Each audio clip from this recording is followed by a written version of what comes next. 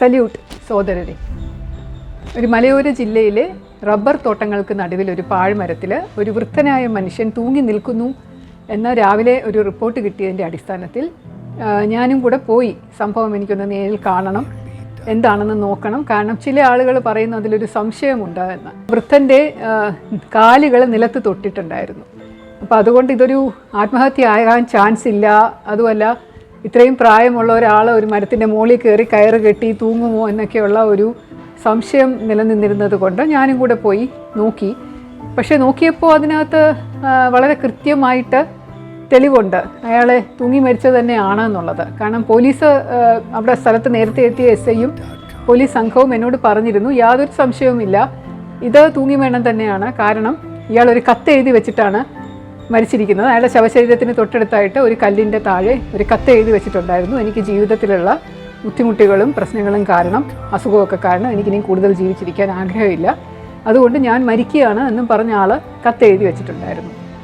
അപ്പോൾ ഈ ശവശരീരം ഇങ്ങനെ മുറുകി, ഇപ്പോൾ തൂങ്ങി മരണം എന്ന് പറയുന്നത് കാണുമ്പോൾ വളരെ കഷ്ടമാണ്. കാരണം ശരീരം മുഴുവനും ഇങ്ങനെ വിങ്ങി നിൽക്കുന്ന ഒരവസ്ഥയായിരിക്കും. രക്തമൊക്കെ കട്ട കെട്ടി നിൽക്കുന്ന മുഖമാണ്. കൂടാതെ കുറച്ചൊരു ഇരുണ്ട നിറമുള്ള മനുഷ്യനാവുമ്പോൾ മുഖത്തെ പാവങ്ങളും മുടിയും താടിയൊക്കെ ഉള്ളതുകൊണ്ട് അറിയുകയില്ല.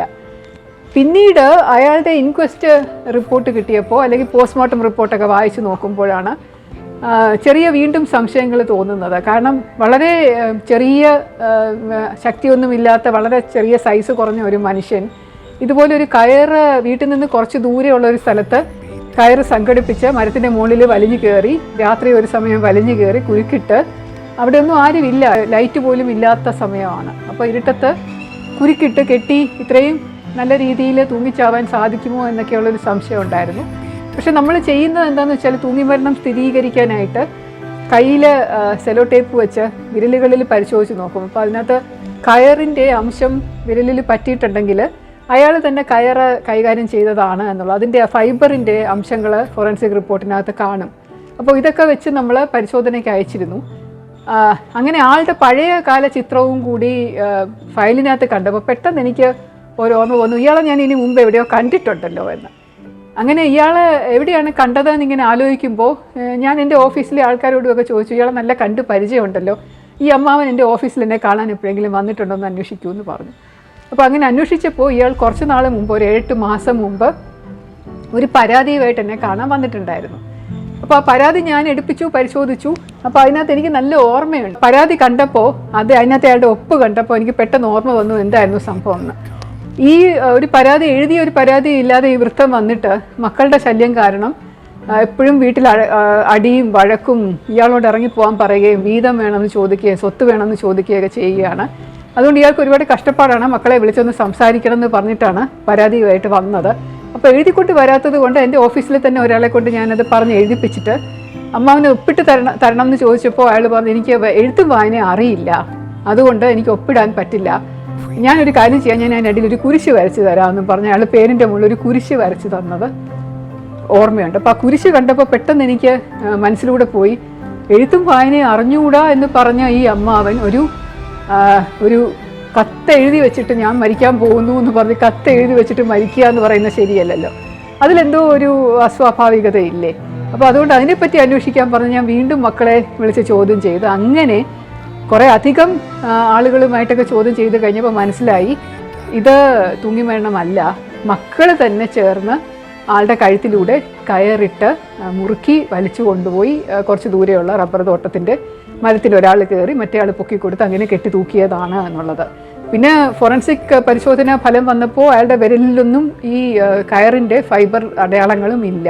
അപ്പോൾ അതൊക്കെ കൊണ്ട് ഞങ്ങൾക്ക് പെട്ടെന്ന് മനസ്സിലായി ആൾ സൂയിസൈഡ് ചെയ്തതല്ല, സ്വന്തം ആൺമക്കൾ തന്നെ രണ്ടുപേരും കൂടെ ചേർന്ന് ആളെ ഇല്ലാതാക്കിയതാണെന്നുള്ളത്. അപ്പോൾ ഇതുപോലെ വീട്ടുകാർ തന്നെ വേണ്ടാന്ന് തോന്നുമ്പോൾ സ്വന്തക്കാരെ, അതായത് സ്വന്തം രക്തത്തിൽ പിറന്നവരെ തന്നെ കൊല ചെയ്തിട്ട് അത് ആത്മഹത്യയാണെന്ന് വരുത്തുന്ന ഒരുപാട് സംഭവങ്ങൾ, വളരെയധികം സംഭവങ്ങൾ ഞാൻ എൻ്റെ ഔദ്യോഗിക കാലയളവിനിടയിൽ കണ്ടിട്ടുണ്ട്.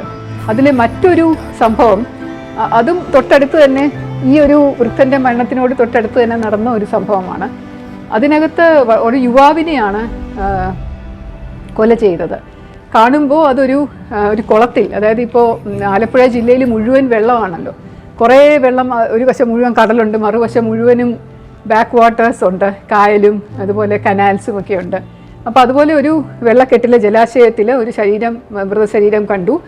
അയാളെ എടുത്തു നോക്കി. അപ്പോൾ കുറച്ചൊരു ചീഞ്ഞ് അളിഞ്ഞിട്ടുണ്ടായിരുന്നു.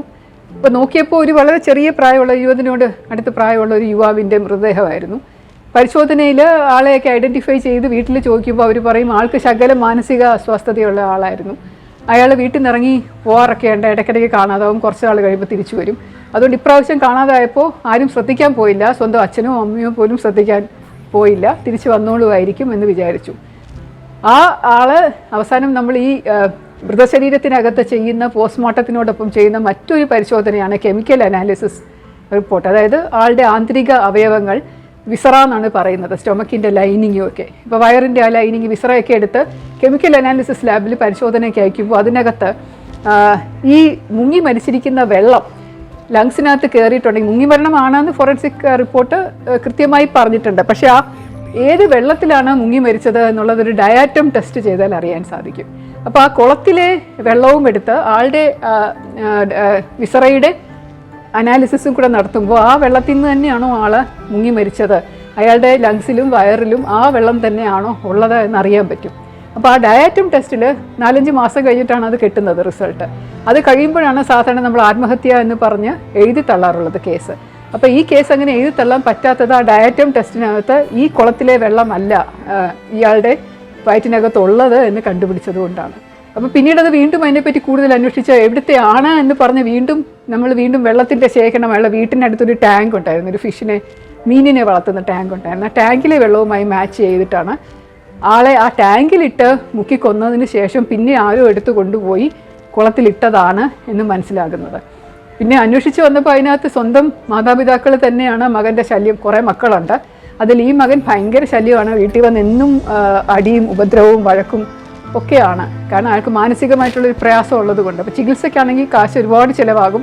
2-3 പ്രാവശ്യം ചികിത്സയ്ക്ക് അയച്ചു. പക്ഷേ അതിൽ നിന്ന് ഓടി വന്ന് വീണ്ടും വീട്ടിൽ ബഹളമാണ്, എല്ലാം നശിപ്പിക്കുന്നു. അങ്ങനെയുള്ളൊരു സ്വഭാവമായപ്പോൾ അവർക്ക് സഹിക്കാൻ വയ്യാതെ രണ്ടുപേരും കൂടി എടുത്ത തീരുമാനത്തിൻ്റെ പ്രകാരം അവർ കുറച്ച് പേര് ചേർന്ന് ഈ ടാങ്കിലെ വെള്ളത്തിൽ മുക്കിക്കൊന്ന ശേഷം എടുത്ത് കുളത്തിൽ കൊണ്ടിടുകയാണ്. അത് ആത്മഹത്യ അല്ലെങ്കിൽ അപകട മരണമായിരുന്നു എന്ന് തോന്നിക്കാൻ വേണ്ടിയുള്ള ഒരു പ്രവൃത്തിയായിരുന്നു. അപ്പോൾ ഇതുപോലെ ഒരുപാട് സംഭവങ്ങൾ പോലീസിൽ ഇരുന്നുകൊണ്ട് നമ്മൾ കാണേണ്ടി വരുമ്പോൾ മനുഷ്യബന്ധങ്ങളുടെ വില ഇത്ര മാത്രമേ ഉള്ളൂ എന്നുള്ളൊരു സംശയവുമൊക്കെ സ്വാഭാവികമായിട്ടും നമ്മുടെ ഉള്ളിലൂടെ പോകാറുണ്ട്. സസ്നേഹം, ശ്രീലേഖ.